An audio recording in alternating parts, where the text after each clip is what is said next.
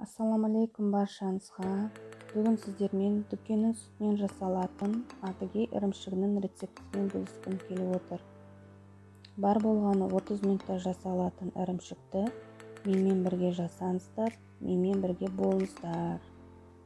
Менің YouTube каналыма тіркеліп, лайк басып, комментарий жазып қолдап қойыңыздар.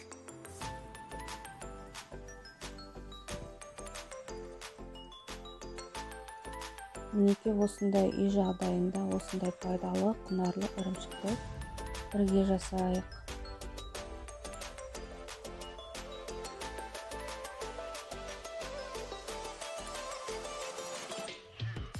Мінеке өте дәмді, құнарлы, күшті болып шығады. Дәмі керемет. Сізге мен ол үшін осындай дүкеннен сүт алып келдім. 2-5 стакан сүт керек. Мінеке 5 түрі керек. 2, 3, 4, 5. Және 1 стакан жылы су, 1 пакетик лимонная кислота қажет. Және осындай бұршылықтар керек. Және де кастрюля керек.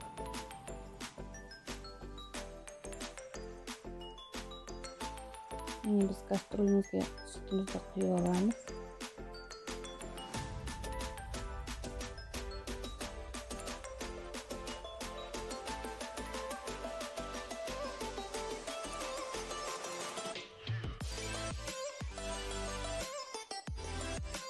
Астын жайып өтіп, жауып қоямыз бетін.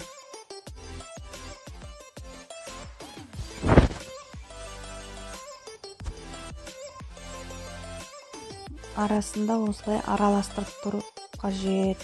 Асты жабысып қалмау үшін, күйіп қалмау үшін. Біз осыны бетін жауып 90 градусқа дейін көтеруіміз керек. Мінеке қараңыздар, осындай көбіктеніп, қайнауға жақын қалған кезде, мінеке көбіктеніп көресіздер. Жақын қалған кезде лимонная кислотаны суға езіп дайындай береміз.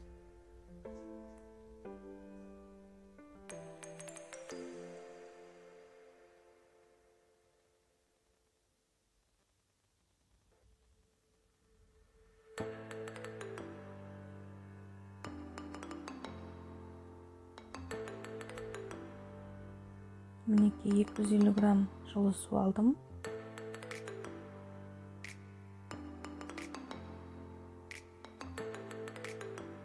Лимонная кислотаны сеуіп, жақсылап араластырып қоямыз.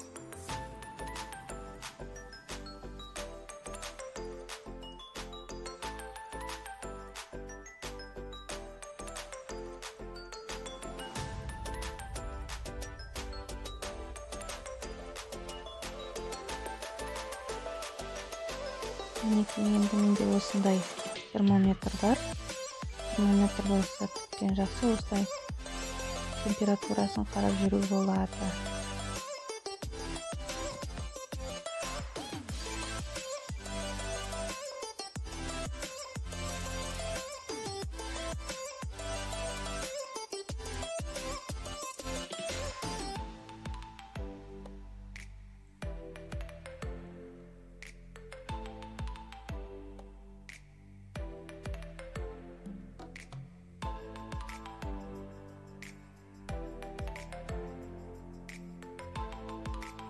Мінеке біздің градустен 90-ды көрсетіп тұр.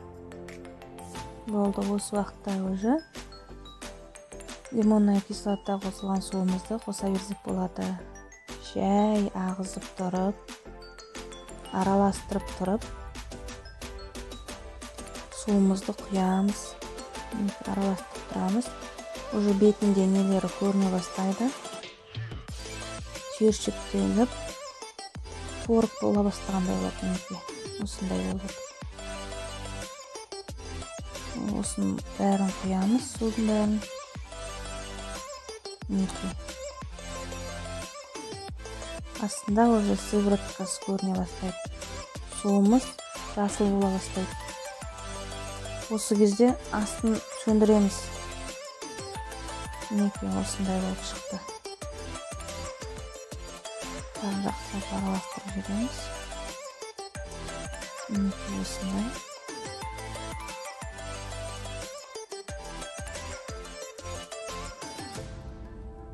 Ешқандай қиындығы жоқ. Осындай өте оңай болып дайындалады.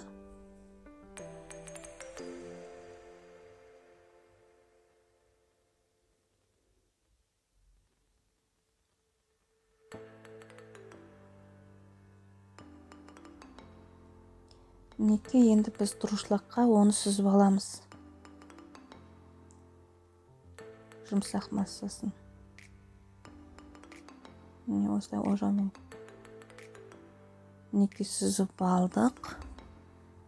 Осылай алмастырып тұру қажет. Төңкеріп тұру қажет осылай.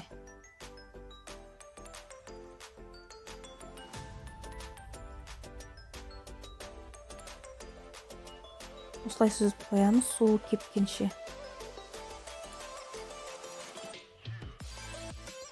Осылай бетін нығыздап басып, үстіне ауыр зат қойып қоюға болады.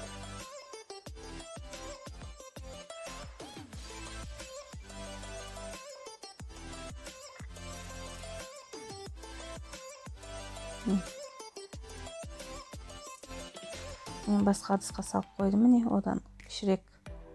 Осындай бетін тағы бір тәрілкемен жауып, үстіне су құйып қойдым. Ыдысым дұрыс тұрмай жатыр, қазір бөтен ыдысқа ауыстырып жіберейін. Не басқа ыдысқа ауыстырып жібердім астындағысын. Енді осылай бетін жауып, жақсылап престеп қоямыз. Осылай үстінен жауып қойдық. Тұз сепкен кезде бетін ашып, бетінен сеуіп, қазір көрсетіп жіберейін қайтадан.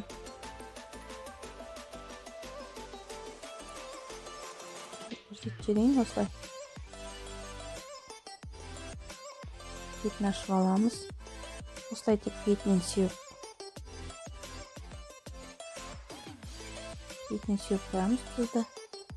Осылай аударған кезде екінші бетін тағы тұздап, осылай жауып қоя береміз.